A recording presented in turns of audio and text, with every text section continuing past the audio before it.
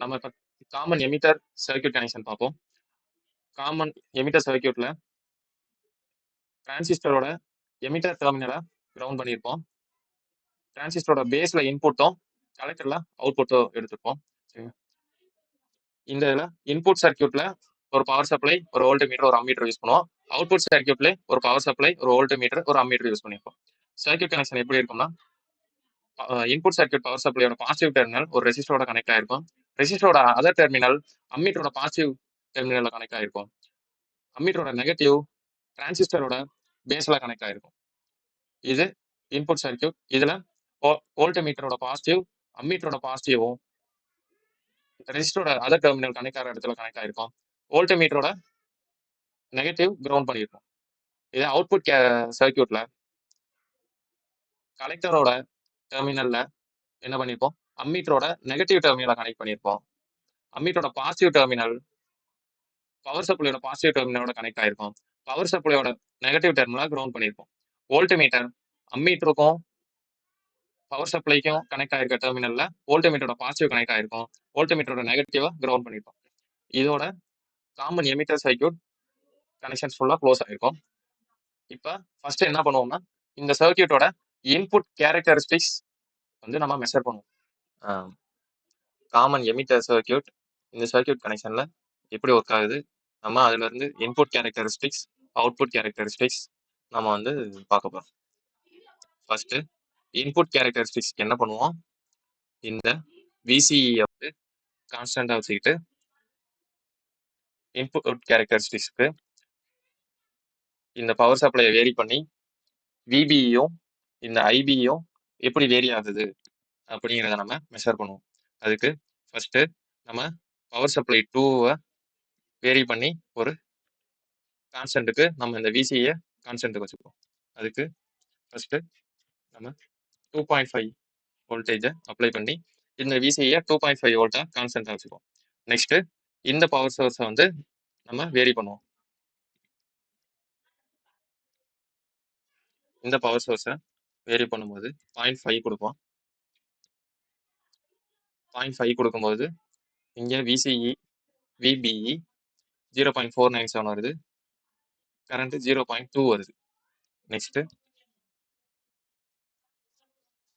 0.7 கொடுக்கும்போது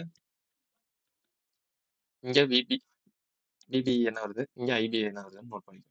next 0.9, next 1.2, next 1.4. இது மாதிரி நம்ம இங்க இருக்க இன்புட் வோல்டேஜை வேரி பண்ணி இங்க ஐபியும் விபியும் எப்படி வேரி ஆகுதுன்னு நம்ம நோட் பண்ணிக்குவோம். இப்போ நெக்ஸ்ட் இன்னொன்று என்ன பண்ணுவோம், இந்த விசியை இன்னொரு வேல்யூக்கு வேரி பண்ணி இதை கான்ஸ்டன்டா வச்சுக்குவோம். அதுக்கு இந்த பவர் சப்ளையை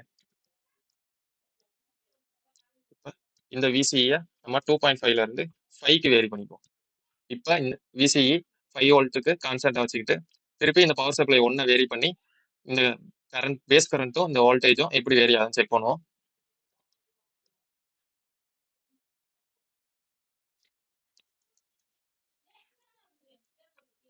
.5 அப்ளை பண்றோம். பாயிண்ட்ல வந்து கரண்ட் வருது. நெக்ஸ்ட் 1 வோல்ட் கொடுப்போம். 36 மைக்ரோ ஆம்பியர் வருது. 1.2 கொடுப்போம். 55 வருது. 1.4 கொடுக்குறோம். 75 வருது. ஸோ இது மாதிரி இன்புட் இந்த பவர் சப்ளை 1ல இன்புட் வோல்டேஜை வேரி பண்ணி நம்ம இந்த கரண்ட்டும் இந்த வோல்டேஜும் எப்படி வேரி ஆகுதுன்ற மெஷர் பண்ணிக்கலாம். Next output characteristics. அவுட்புட் கேரக்டரிஸ்டிக்ஸ்க்கு என்ன பண்ணுவோம், இந்த ஐபி கரண்ட்டை கான்ஸ்டன்டா வச்சுக்கிட்டு இந்த பவர் சப்ளை 2வை வேரி பண்ணி விசிஇக்கும் இங்கே ஐசிஇக்கும்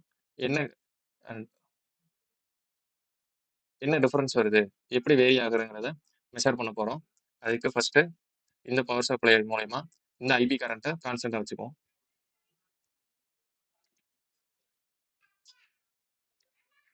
அப்ராக்சிமேட்டா இப்போ ஐபி 100க்கு வந்துருச்சு. இப்போ பவர் சப்ளை 2வை வேரி பண்ணுவோம்.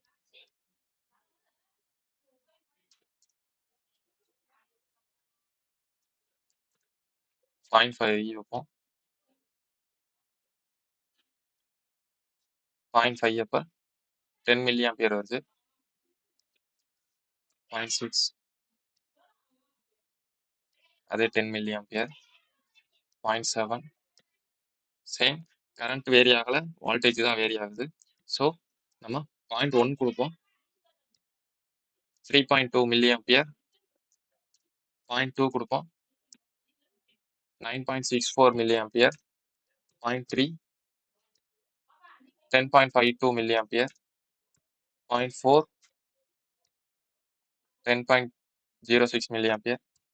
0.5 10.061. 0.6 சேம் அதே வேல்யூ. 0.7 சேம் அதே வேல்யூ.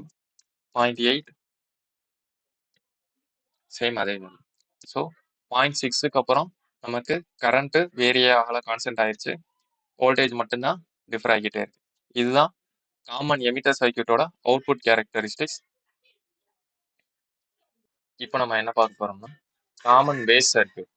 காமன் பேஸ் சர்க்யூட்ல என்ன பண்ணுவோம், டிரான்சிஸ்டரோட பேஸை கிரவுண்ட் பண்ணியிருப்போம். எமிட்டர்ல இன்புட்டும் கலெக்டர்ல அவுட்புட்டும் இருக்கும். இன்புட் சர்க்யூட் பத்தி பார்ப்போம். இன்புட் சர்க்யூட்ல பவர் சப்ளையோட நெகட்டிவை ரெசிஸ்டரோட ஒரு டெர்மினல்லையும் இன்னொரு டெர்மினலை அம்மீட்டரோட நெகட்டிவ் கூட கனெக்ட் பண்ணியிருப்போம். அம்மீட்டரோட பாசிட்டிவ் டிரான்சிஸ்டரோட எமிட்டர்ல கனெக்ட் ஆயிருக்கும். நெக்ஸ்ட் வோல்ட்மீட்டர் நம்ம ரெசிஸ்டரோட ஒரு செகண்ட் டெர்மினலும் அம்மீட்டரோட நெகட்டிவ் டெர்மினலும் கனெக்ட் ஆகிற இடத்துல வால்ட்மீட்டரோட பாசிட்டிவையும் நெகட்டிவையும் வால்ட்மீட்டர் பாசிட்டிவா கிரவுண்ட் பண்ணியிருக்கோம். நெக்ஸ்ட் அவுட்புட் சர்க்யூட்ல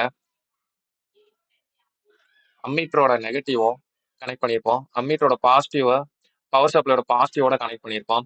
பவர் சப்ளையோட நெகட்டிவை கிரவுண்ட் பண்ணியிருப்போம்.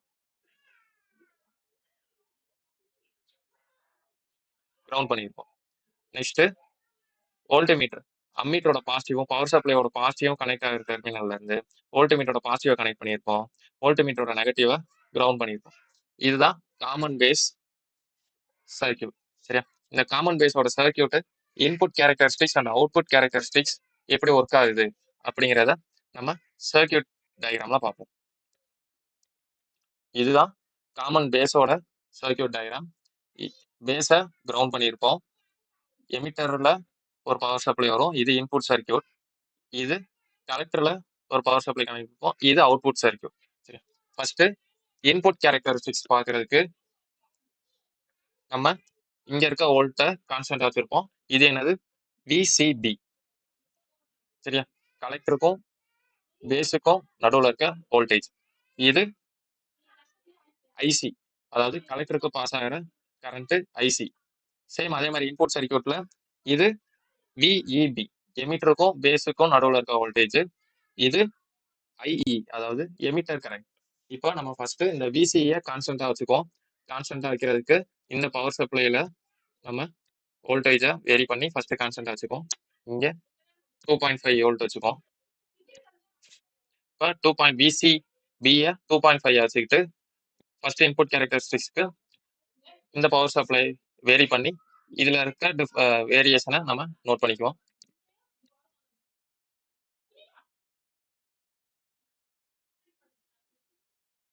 ஃபர்ஸ்ட் 0.5 வோல்ட் கொடுப்போம். 0.5 வோல்ட் கொடுக்கும்போது 0.2 மில்லி ஆம்பியர் வருது. இங்க 497 மில்லி வோல்ட். ஃபர்ஸ்ட் இதை வந்து நம்ம வோல்ட்டா மாத்திக்குவோம்.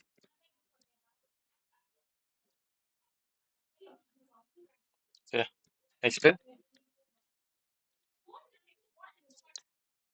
0.6 வோல்ட் கொடுப்போம்.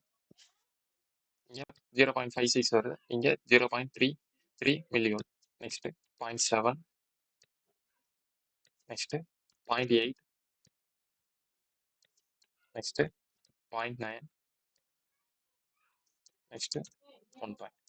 இது மாதிரி நம்ம விஇபிக்கும் ஐஇக்கும் என்ன வேரியேஷன்ஸ் வருதுன்னு நம்ம நோட் பண்ணிக்கலாம். இது இன்புட் கேரக்டரிஸ்டிக்ஸ். இது அவுட்புட் கேரக்டரிஸ்டிக்ஸ்ல எப்படி பார்க்கணும்னா அதுக்கு நம்ம இங்க இருக்க ஐஇ அதாவது எமிட்டர் கரண்ட்டை கான்ஸ்டன்டா வச்சுக்குவோம். இந்த பவர் சப்ளை வேரி பண்ணி டிசிபியும் ஐசியும் எப்படி வேரி ஆகுது அப்படிங்கிறத செக் பண்ணுவோம். இப்போ அவுட்புட் கேரக்டரிஸ்டிக்ஸ்க்கு நம்ம என்ன பண்ண போறோம், ஐஇயை கான்ஸ்டன்டா வைக்க போறோம். ஐஇயை நம்ம கான்ஸ்டன்டா வைக்க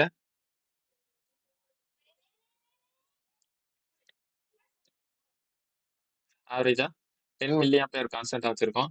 இப்போ நம்ம இந்த பவர் சப்ளையை வேரி பண்ண போறோம்.